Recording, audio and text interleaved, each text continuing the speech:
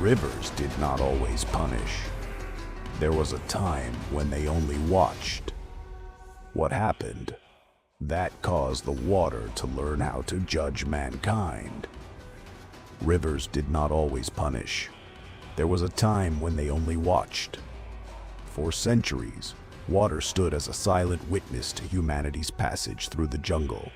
It flowed without judgment, without intervention, without complaint. But something happened. Something so deep it transformed the river into a judge and nature into a warning.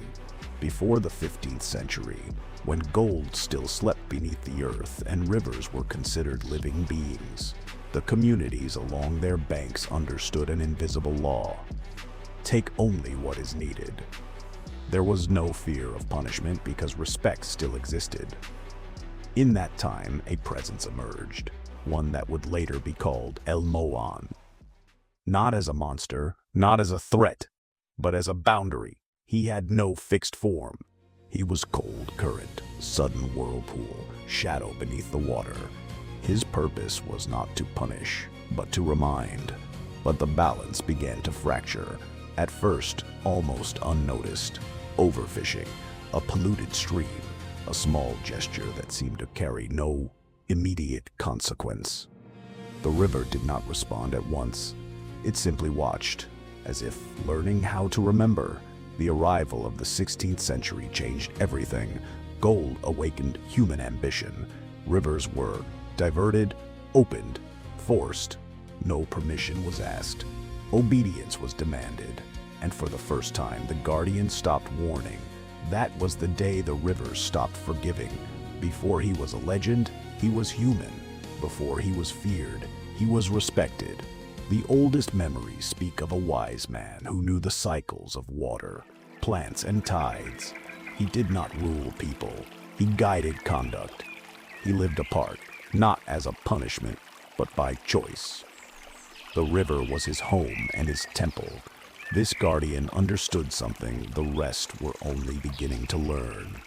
Nature does not belong to man. Man belongs to nature. His knowledge was not power.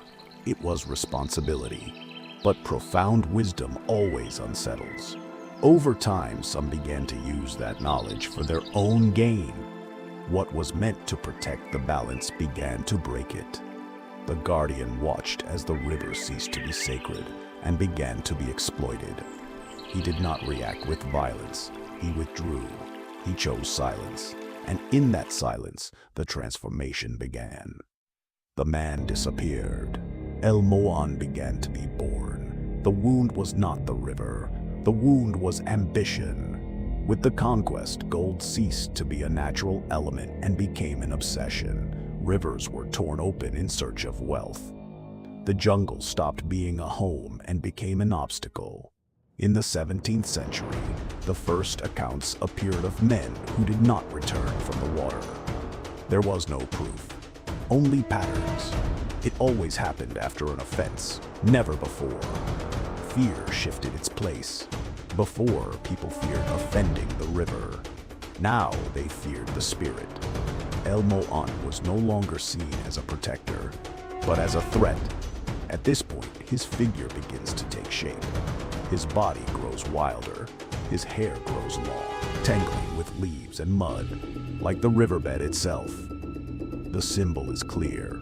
The guardian begins to resemble that which he protects. The myth begins to travel downstream. It changes in detail, but preserves the message. Nature watches, and it has begun to collect its due.